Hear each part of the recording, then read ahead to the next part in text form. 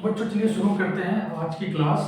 पिछली क्लास में हमने जो पढ़ा था एक बार उसको हम क्या है रिवाइज कर लेते हैं, एक बार याद कर लेते हैं। ठीक है, तो पिछली क्लास में हमने जो पढ़ा था वो पढ़ा था हमने परिमेय संख्या के बारे में। ठीक है, परिमेय संख्या। ठीक है, अब ये परिमेय संख्या क्या होती है ये हमने आपको पहले बताया है। अगर कोई संख्या p बाई क्यू के रूप में लिखा जा सकता है तो उसको हम क्या बोलते हैं, परिमेय संख्या, जहां पे q कभी भी 0 के बराबर नहीं होगा। ठीक है, दूसरा जो सभी पूर्णांक होते हैं हमारा 0 को छोड़ के, वो हमारा क्या है, परिमेय संख्या होता है। जैसे कोई पूर्णांक आप ले लीजिए 2, तो हम 2 को 2/1 लिख सकते हैं। ठीक है, या 2 को चाहे तो हम 4/2 भी लिख सकते हैं, चाहे तो 6/3 भी लिख सकते हैं। ठीक है, ये सारे एक ही नंबर है, इनको बटे के रूप में लिखा जा सकता है। लेकिन अगर जो बटे में आ रहा है 1 2 3 यानी कि क्यू, वो अगर 0 के बराबर नहीं है देन ओनली क्या है, ये हमारा क्या है, परिमेय संख्या कहलाता है। अभी इस क्लास में हम क्या पढ़ने वाले हैं, अपरिमेय संख्या के बारे में। ठीक है, अगर हम एक संख्या यहाँ पे लिखे हैं ऐसे √2, अब ये कौन सी संख्या है? ठीक है, ये क्या परिमेय संख्या है या फिर अपरिमेय संख्या है? हम इसी को इस क्लास में चेक करने वाले हैं। तो पूरा आपको वीडियो क्या है एंड तक देखना, कॉन्सेप्ट को समझना है, क्योंकि इससे क्या है प्रश्न आपका आने वाला है एग्जाम में। ठीक है, तो कॉन्सेप्ट को समझेंगे, प्रोसेस को समझेंगे। एक बार आप कॉन्सेप्ट समझ गए, प्रोसेस को समझ गए, देन आपको कोई दिक्कत होने वाली नहीं है, आप क्वेश्चन आसानी से सॉल्व कर पाओगे। तो चलिए शुरू करते हैं।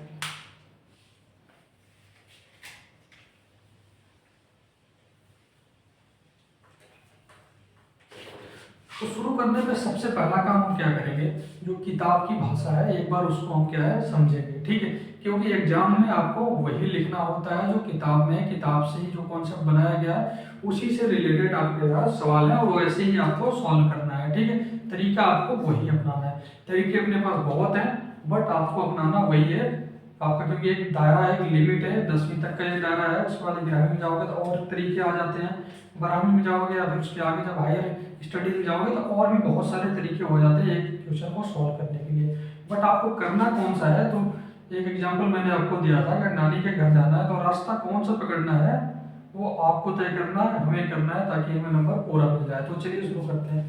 तो इसमें ये कहता है अगर a² कोई पूर्णांक है, कोई पूर्णांक है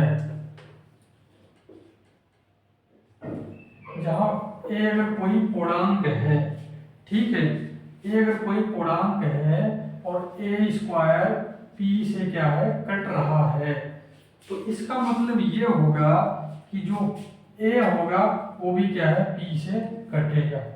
ठीक है, अभी समझ में नहीं आया होगा पूर्णांक क्या हो सकता है। पूर्णांक हमारा a, जैसे पूर्णांक क्या क्या होता है, -3, इधर अनंत -2, -1, 0, 1, 2, 3, 4 अनंत। ठीक है, ये सारे हमारे क्या है पूर्णांक संख्याएं हैं। तो उसमें ये कह रहा है अगर a कोई पूर्णांक संख्या है, ठीक है, अगर a कोई पूर्णांक संख्या है तो अगर a² p से कट रहा है तो a भी p से कटेगा। ठीक है, अब इसको हम नंबर में थोड़ा सा कन्वर्ट करते हैं। हम मान लेते हैं a बराबर 2×3 है। ठीक है, अब ये कह रहा है कि ये क्या है, संख्या 2 से कटती है, सॉरी a²। अब इसको हम a² लिखते हैं पहले, तो a² बोले तो 2×3 का स्क्वायर। ठीक है, अब ये कह रहा है अगर ये संख्या मान लीजिए 2 से कटती है, ठीक है, तो ये कह रहा है कि जो इसका वर्गमूल आएगा वो भी 2 से कटेगा। तो अगर आप यहाँ पे देख पा रहे हो तो ध्यान से देखिएगा, यहाँ पे क्या है 2×3 है। ठीक है, इसका स्क्वायर हमने किया। ठीक है, अगर इसका वर्गमूल लेंगे हम तो क्या है 2×3 आएगा। ठीक है, क्योंकि ये 2 बार हो गया, 2×3 यही होता है ना। 2 स्क्वायर अगर हमें लिखना हो तो 2 को 2 बार लिखना होता है, 3 स्क्वायर लिखना हो तो हम 3 को 3 बार लिखेंगे। अगर 2×3 का स्क्वायर है तो हम लिखेंगे 2 इस तरीके से हम लिखेंगे। ठीक, यहाँ तक कोई दिक्कत नहीं होनी चाहिए। ठीक है, तो कॉन्सेप्ट जो कहता है वो ये कहता है अगर ए कोई पूर्णांक है, ये ए बराबर 6 है। ठीक है, तो सिंपल सा लिख दे रहा हूँ इसको, ए बराबर 6 है। ये कह रहा है पी एक ऐसी संख्या है, हमने मान लिया वो 3 है या 2 मान लिया। ठीक है, चलो 2 माना है तो 2 ही मान लेते हैं।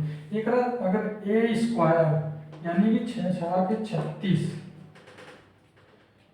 6 4 36, एक अगर 36 2 से कट रहा है तो जो इसका वर्गमूल होगा 6 वो भी 2 से कटेगा, तो कट रहा है ये 2 तिहाई 6, ऐसा ही है ना, 2 8 में 36। तो यही हमारा क्या है, गणित का जो आधारभूत प्रमेय है, इसको हेल्प करके, इसकी हेल्प लेके हम क्या है सिद्ध करेंगे √2 क्या एक परिमेय संख्या है, क्या ये अपरिमेय संख्या है। तो चलिए शुरू करते हैं एग्जाम्पल।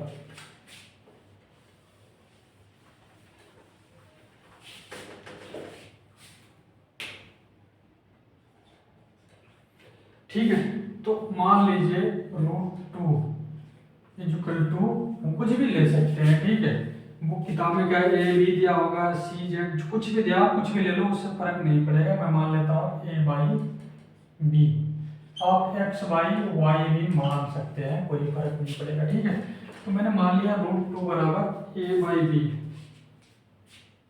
माना √2 एक परिमेय संख्या है। ठीक है, हमने मान लिया क्या है √2 एक परिमेय संख्या है। ठीक है, गणित में मानना बहुत ज्यादा प्रचलन में रहता है, हमेशा आपको मानना पड़ेगा। तो ये आप क्या है कॉन्सेप्ट थोड़ा सा अपने दिमाग में सेट करिए। ठीक है, जो चीज आपको सिद्ध करनी होती है एक बार मानना पड़ता है, कोई चीज निकालनी है तो माना ये एक्स है, ऐसा करके मैथ में हम सॉल्व करते हैं। ठीक है, तो माना हमने √2 क्या है एक परिमेय संख्या। अब एक परिमेय संख्या को हम किस रूप में लिखते हैं, p बाई क्यू या फिर a बाई बी, कोई फर्क नहीं पड़ता, p बाई क्यू लिख लो, a बाई बी लिख लो, x बाई वाई लिख लो, कोई फर्क नहीं पड़ता। बट यहाँ पे जो हमारा भागफल है, जो जिससे भाग जिससे जाएगा, हर जो है वो 0 के बराबर नहीं होना चाहिए, ये हम साथ में लिख लेंगे। ठीक है, जहां पर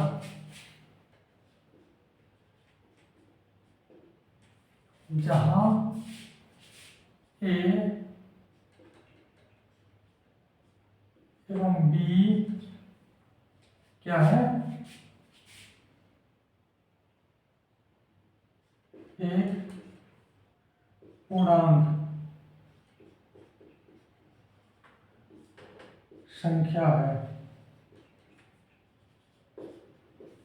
ठीक है, जहां ए और बी क्या है एक पूर्णांक संख्या है, हमने ऐसा क्या है एज्यूम कर लिया, मान लिया। ठीक है, यहाँ तक ठीक है, कोई दिक्कत नहीं है ना। तो जहां पे ए और बी क्या है एक पूर्णांक संख्या है, हमने √2 को क्या है परिमेय संख्या मान लिया है। ठीक है, अभी हम क्या करेंगे, दोनों साइड को क्या है स्क्वायर करेंगे, √2 को स्क्वायर करेंगे, इधर भी ए बटे बी को स्क्वायर करेंगे। ठीक है, ये हम करेंगे। ठीक है, क्योंकि √2 का हमें गुणा करना नहीं आता, हमें 2 का आता है, लेकिन हमें ये पता है अगर कोई कड़ी में है उसको स्क्वायर करेंगे तो वो कड़ी से बाहर आ जाएगा। ठीक है, ये चीज़ आप ध्यान में रखो, ये चीज़ आप कॉन्सेप्ट कोई नोट कर लो। कोई चीज़ कर्डी में है उसको स्क्वायर करेंगे हम तो वो कर्डी से बाहर आ जाता है। ठीक है, अब घाते 2 इसका मतलब होता है 1 कड़ी 2, इसका मतलब होता है 1 कड़ी में, का मतलब होता है 1 घाते 2। ठीक है, अब इसको हम स्क्वायर करते हैं, एक बार देखते हैं। ठीक है, कड़ी 1 का स्क्वायर मतलब 1 घाते 1/2 का स्क्वायर। तो हमने एक चीज़ आपको बताया था, ठीक है कॉन्सेप्ट, ये फार्मूला आप नोट कर लीजिएगा। अगर a के पावर m है उसके भी पावर n है, a के पावर m इंटू n हो जाता है। ठीक है, तो वही चीज़ अगर ये वाला अप्लाई हम यहाँ पे करेंगे, a के घाते 1/2 गुणे 2, 2 से 2 कट गया तो 1 घाते 1, जिसको हम a लिखते हैं। ठीक है, ये चीज़ आपको पता होनी चाहिए, अगर नहीं पता है तो कोई बात नहीं, कमेंट आप करते रहिए। ठीक है, हम उसको क्या है आपको बताते रहेंगे कि ये कहाँ से आता है कैसे आया। ठीक है, तो चलिए अभी मेन क्वेश्चन पे आते हैं। तो हम इसको स्क्वायर कर दिया, स्क्वायर करने के बाद ये क्या हो जाएगा 2, इधर आ जाएगा a² बराबर a² अपॉन b²। इसको हम भी लिख सकते हैं, बी स्क्वायर को इधर लाएंगे तो इधर गुणा हो जाएगा, ठीक है। ये ऐसे होता है, दो को हम 2/1 लिख सकते हैं, एक का इधर गुणा हो जाएगा, बी का इधर हो जाएगा, ठीक। अगर ये चीज़ें आपको समझ में नहीं आती है तो कमेंट जरूर कीजिएगा। ये इसको मैं क्या है बिल्कुल बेसिक जो जब 5वीं 6वीं 7वीं क्लास की मैथ है उसको मैं पढ़ा दूंगा तो आपको समझ आ जाएगा, ठीक है। 2b² बराबर a स्क्वायर, ठीक है। इसको मैं समीकरण नंबर 1 मान लेता हूँ, ठीक है। इसको आप समीकरण 1 मान लीजिए। अब यहाँ पे ध्यान से आप देखिए, 2 गुणे b, ठीक है, 2 गुणे b स्क्वायर, ठीक है। कोई भी संख्या में अगर 2 का गुणा हो मतलब वो क्या है 2 से कट जाएगा, ठीक है। तो मतलब ये क्या है, a स्क्वायर क्या है 2 से विभाजित हो जाएगा,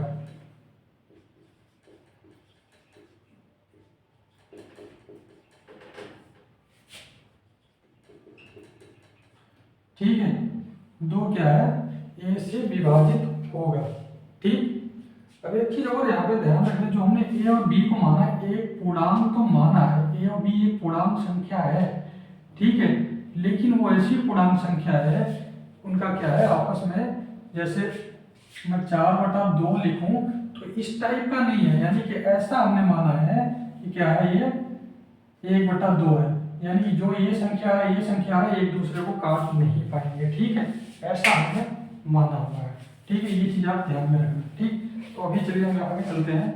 अब यहाँ पे आपको थोड़ा सा कंफ्यूजन ये हो रहा होगा कि मैंने लिख दिया a स्क्वायर 2 से विभाजित होगा, ठीक है। 2 का गुणा तो b में है तो b विभाजित होगा, आपको ऐसा आ रहा होगा दिमाग में, ठीक। इसको चलिए पहले हम क्लियर कर लेते हैं, ठीक है, क्योंकि हम कॉन्सेप्ट जब तक नहीं समझेंगे तब तक हमें समझ में नहीं आएगा। a स्क्वायर बराबर लिखा है 2b स्क्वायर, यही है ना, a स्क्वायर बराबर 2b स्क्वायर, 2b स्क्वायर बराबर a स्क्वायर को मैंने ऐसे लिखा, ठीक है। तो b का यहाँ पे कोई भी वैल्यू आप रखो, b बराबर मैं मान लेता हूँ b बराबर 1 अगर रखूँ, मैं 1 रखूँ तो ये हो जाएगा 2, अगर b बराबर मैं 2 रखूँ तो 2 दूनी 4 इंटू 2 8 हो जाएगा, ठीक है। अगर b बराबर 3 रखूँ तो 3 त्रिका 9 दूनी 18 हो जाएगा, ठीक है। ये वैल्यू क्या है a स्क्वायर है, a स्क्वायर का मान है, क्योंकि इसमें 2 पहले से ही गुणा है तो b का कुछ भी मान आप रखो वो 2 से कट जाएगा, a बराबर 2, a भी 2 से कटेगा, a भी 2 से कटेगा, a भी 2 से कटेगा, तो ठीक है। यहाँ पे आपको कंफ्यूज होने की जरूरत नहीं है, ये मान जो है ना ये a स्क्वायर का मान है, ठीक है। a स्क्वायर के मान में अगर 2 का गुणा है तो मतलब वो से 2 से कट भी जाएगा, 2 से विभाजित हो जाएगा, ठीक है। ऐसा यहाँ से हो गया, ठीक है। अभी हम क्या करेंगे, a क्या है 2 से विभाजित हो रहा है तो हम लिख सकते हैं a स्क्वायर अगर 2 से विभाजित हो रहा है तो जो हमारा फंडामेंटल थ्योरम कहता है a भी क्या है 2 से विभाजित हो जाएगा,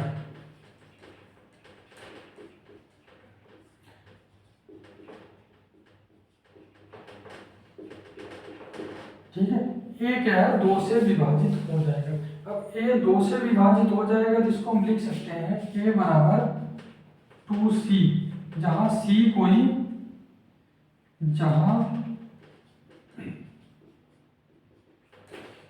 कोई पूर्णांक है,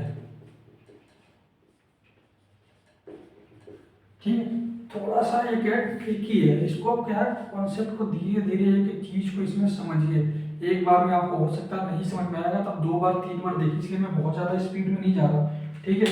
सारे एग्जाम्पल के साथ में जहाँ जहाँ जो कॉन्सेप्ट आ रहा है उसको मैं क्या है साथ में लेके आपको समझाते जा रहा हूँ ताकि आपके भेजे में एक बार सेट हो। फिर जैसे हम क्वेश्चन सॉल्व करना स्टार्ट करेंगे ना, 1 क्वेश्चन करेंगे, 2 करेंगे, 3 करेंगे, तो आपको क्या है फंडामेंटल समझ में आ जाएगा कम करके आएगा, ठीक है। तो हम इसको लिख सकते हैं a बराबर 2c, क्योंकि a 2 से विभाजित है तो उसमें 2 का गुणा तो आएगा, तुमने मान लिया c, 2 गुणे c है जहाँ c कोई पूर्णांक है। अब a बराबर 2c हम रखेंगे समीकरण 1 में, ठीक है। समीकरण 1 में a बराबर 2c रखने पर, ठीक है। अगर हम इसको क्या है ए बराबर 2c इस वाले में रखेंगे तो ये हमारा हो जाएगा क्या, 2b² बराबर ए के बराबर 2c स्क्वायर। ठीक है, ए की जगह हमने 2c रख दिया तो 2c का स्क्वायर, तो 2c का स्क्वायर हो जाएगा 2 दूनी 4, इसको मैं और छोटा करके लिखूँ तो 2 स्क्वायर और c स्क्वायर, 2 स्क्वायर कितना होता है 4c स्क्वायर, ये क्या है 2b²। अब यहाँ पे देखो 2 है, यहाँ पे 2 है तो 2 से 2 कट जाएगा, तो ये हो जाएगा b² बराबर 2c²। ठीक है, समीकरण नंबर 2। अब इससे ये प्रूव होता है कि b² क्या है, 2 से विभाजित होगा। ठीक, अगर b² 2 से विभाजित होगा इसका मतलब ये है कि b भी क्या है 2 से विभाजित होगा। ठीक है, ये फंडामेंटल थ्योरम है। अब क्योंकि b भी 2 से विभाजित हो रहा है, यहाँ हमने निकाला था चेक किया था, यहाँ a भी 2 से विभाजित है, मतलब a और b दोनों 2 से विभाजित है। a और b दोनों क्या है 2 से कट रहे हैं।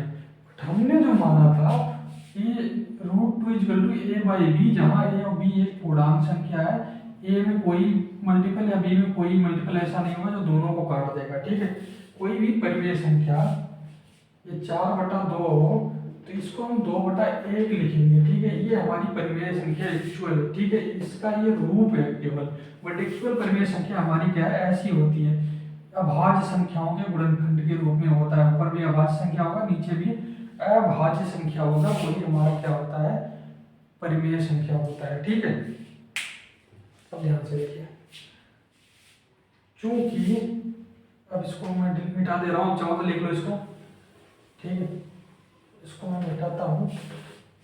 चूंकि यहाँ पे देखो, चूंकि ए एवं बी दोनों 2 से विभाजित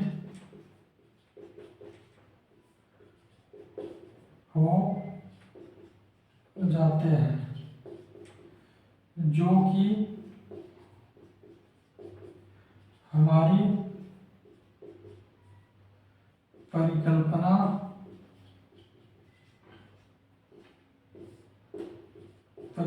के विरुद्ध है। क्या है ये, हमारी परिकल्पना के विरुद्ध है, जो हमने माना था उसके अनुरूप नहीं मिला हमें सॉल्व करने पे। अतः √2 एक परिमेय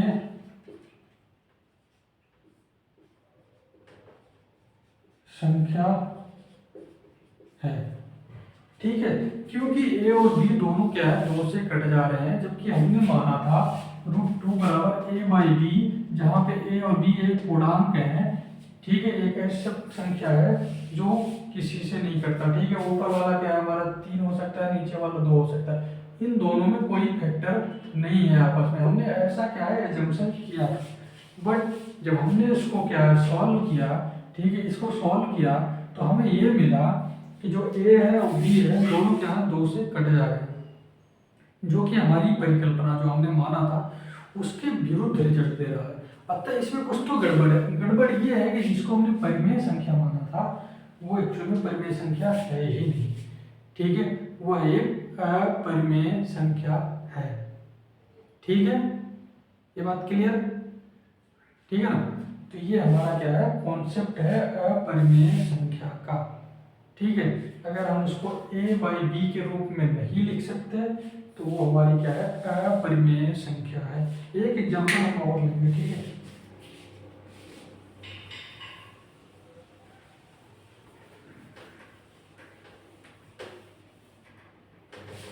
एक एग्जांपल हम और लेंगे। चलो √3। ठीक है, क्वेश्चन भी आपके पास ऐसे ही आएंगे। ठीक है, √3, √5, √7। ठीक है, ये सारी अपरिमेय संख्याएं हैं, तो आपको दिमाग में सेट कर लेना, आपको बस क्या उसको प्रूव करना है। ठीक है, बट कॉन्सेप्ट आपका क्लियर होना चाहिए। चलो √1 है हमारी, ये मैं मान लेता हूँ ये परिमेय संख्या माना, फिर वही लिखेंगे माना √3 एक परिमेय संख्या है, ठीक है। √3 एक परिमेय संख्या है, तो हम इसको चलो पी वाई क्यू के रूप में लिख देते हैं। पी वाई क्यू, ये कोई मैटर नहीं रखता कि आप उसको एक्स वाई वाई लिख रहे हैं, पी वाई क्यू लिख रहे हैं, या फिर ए वाई बी लिख रहे हैं, ठीक है। जहाँ पे क्यू हमारा कभी भी 0 के बराबर नहीं हो सकता। जैसे ये 0 होगा, ये क्या है, ये हमारा क्या है, अपरिभाषित संख्या हो जाएगी, इन्फिनिटी उसको हम बोलते हैं, ठीक है, अपरिभाषित, ठीक है। तो अगेन हम वही प्रोसेस करेंगे, √3 का स्क्वायर, दोनों साइड का स्क्वायर करेंगे तो हमें मिलेगा P square by Q square, ठीक है। इधर हो जाएगा 3, इधर हो जाएगा P square by Q square, जिसको हम लिखेंगे क्या, पी स्क्वायर बराबर 3 क्यू क्या है स्क्वायर। अब यहाँ पे आप ध्यान से देखिएगा, तो पी स्क्वायर क्या है हमारा, 3 से क्या है विभाजित हो जाएगा, 3 का मल्टीपल है, ठीक है। अगर पी स्क्वायर हमारा 3 का मल्टीपल है, ठीक है, तो हमारा जो पी होगा वो भी क्या है 3 से विभाजित, पी भी हमारा 3 से विभाजित हो जाएगा, ठीक है। ये क्या है, हमारी मैथ की जो आधारभूत परिकल्पना है, अगर p बराबर p अगर ए स्क्वायर को कट कर दे रही है, तो p भी हमारी क्या है a को कट करेगी। अगर ए स्क्वायर से p ए स्क्वायर को कट कर दे रहा है, तो p a को भी कट करेगा, ठीक है। ऐसा हमारा क्या है परिकल्पना है, मैथ का जो फंडामेंटल थियरम है, ये आधारभूत गणित का जो प्रमेय है वो ऐसा कहता है। ऐसा इसलिए भी कहता है, जैसे a बराबर मान लीजिए हमने, जैसे अभी मान के हमने आपको दिखाया था, a बराबर, चलो एक बार मान लेता हूँ p1 p2 p3 है, ठीक है। अब ये कह रहा है ये p से कट जा रहा है, ठीक है, ये p से कट जाएगा, यानी कि p का कोई ना कोई इसमें गुणनखंड होगा, ठीक है। अब a स्क्वायर आप करोगे तो p1 p2 p3, ठीक है, गुणे p1 p2 p3, ठीक है। तो ये हो जाएगा p1 स्क्वायर। अगर मैं इसको ऐसे ही रहने दूं, तो मतलब अगर ये कट रहा है इससे, तो मतलब इसका जो गुणनखंड है वो एक इसमें से होगा, तो p बराबर इसमें से जाहिर सी बात है यही वाली संख्या होगी, ठीक है। इसमें से जो गुणा है या तो p1 होगा या तो p2, या कोई एक संख्या होगा इसमें से जो इससे क्या है कट जाएगा, ठीक है। ऐसा होता है, ठीक है। अगर मान लीजिए 10 स्क्वायर 5 से कट रहा है, ठीक है, अगर ये 5 से कट रहा है तो 10 का अगर हम वर्गमूल लेंगे तो आएगा 10, ये भी क्या है 5 से कटेगा। ऐसा पॉसिबल तभी होता है जब 10 बराबर 2 गुणे 5 है। अब 2 गुणे 5 है, यानी कि ये वाला जो 5 इसको कट करेगा वो उसके गुणनखंड में है, 10 के गुणनखंड में वो 5 है, इसलिए उसका अगर स्क्वायर कट रहा है 5 से, तो उसका वर्गमूल लेंगे तो भी वो 5 से कटेगा, क्योंकि 10 स्क्वायर यानी कि 100 को अगर हम लिखेंगे तो क्या लिखेंगे 2 दूनी 4 5 20 5 100, ठीक है। यानी कि इसके गुणनखंड में 5 क्या है 2 बार आ रहा है, स्क्वायर में हमेशा 2 बार आएगा, इसलिए उसका वर्गमूल आप लीजिएगा तो 5 से कट जाएगा, ठीक है। तो यही चीज है मैथ का जो है फंडामेंटल थ्योरम। तो अगर कोई संख्या ए स्क्वायर है, ठीक है, वो अगर 5 से या p से कट रहा है तो a भी p से कटेगा, ठीक है, यही फंडामेंटल थ्योरम है। अब यहाँ पे आप ध्यान से देखिए, p स्क्वायर क्या है 3, p square equal to 3q square, ठीक है, यानी कि जो p स्क्वायर है वो 3 से कटेगा, जो p होगा ना वो भी 3 से कटेगा, वो भी 3 से विभाजित होगा, ठीक है। ये फंडामेंटल थ्योरम है। तो ये समीकरण नंबर 1 हमने इसको क्या है मान लिया। अभी हम क्या करेंगे, p क्योंकि 3 से कट रहा है, p 3 से कट रहा है, यानी कि जो p होगा उसमें 3 का गुणनखंड जरूर होगा, तो p बराबर कुछ भी होगा 3 गुणे कुछ भी, आप मान लीजिए r, ठीक है, ये x y आप मान सकते हैं, कोई फर्क नहीं पड़ेगा। मैंने माना कि p बराबर 3 गुणे r है, ठीक है, यहाँ तक कोई क्लियर।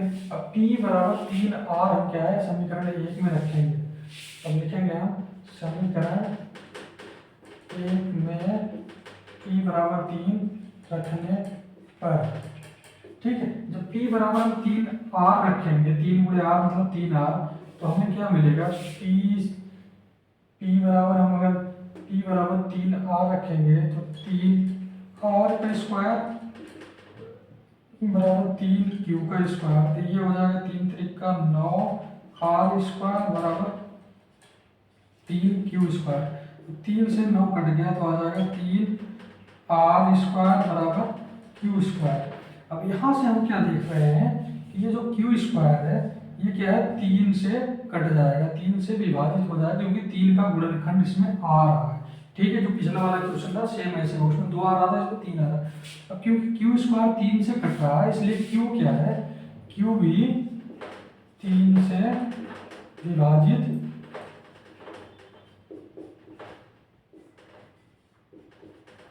हो जाएगा, ठीक है। क्योंकि q भी 3 से विभाजित हो रहा और p भी 3 से विभाजित हो रहा, ठीक है। दोनों क्या है, p और q, जो कि हमने ऐसा संख्या माना था, ठीक है, परिमेय संख्या माना था जिसमें इसमें कोई मल्टीपल ऐसा नहीं होता जो इसमें दोनों में होता, ठीक है। तो ये क्या है, हमारी परिकल्पना के विरुद्ध है, अतः ये क्या है, अपरिमेय संख्या है। अतः √3 क्या है, हमारा एक अपरिमेय संख्या है, ये आप लिखोगे अपनी भाषा में, ठीक है। तो दोस्तों आई होप कि आपको एक कॉन्सेप्ट समझ में आया होगा। अगर नहीं समझ में आया तो इसको एक दो बार रिपीट करके देखिए और कमेंट कीजिएगा आपको कहाँ पे दिक्कत आ रही समझने में, ठीक है, ताकि मैं उस पॉइंट को थोड़ा और क्लैरिटी के साथ आपको समझा पाऊंगा, ठीक है। तो इस वीडियो को मैं अभी यहीं पे क्लोज करता हूँ दोस्तों। चैनल को सब्सक्राइब जरूर कर लेना और अपने दोस्तों के साथ जरूर शेयर करना, क्योंकि मैं ऐसी वीडियोज आपके लिए लेके आता रहूँगा और कुछ शॉर्टकट ट्रिक मेथड्स, ठीक है, वो मैं आपके लिए लेके आता रहूँगा, वो अलग से मैं इसी चैनल में डालता रहूँगा, ठीक है। ये सारे जो वीडियो हैं हाई स्कूल मैथमेटिक्स के हैं, इसका क्या है, अलग प्लेलिस्ट होगा। उसके अलावा हम ट्रिक्स बताएंगे आपको शॉर्टकट, वो एक अलग प्लेलिस्ट में मिल जाएगा आपको, ठीक है गाइस। तो इस चैनल को सब्सक्राइब जरूर कीजिए और अपने दोस्तों के साथ शेयर कीजिए।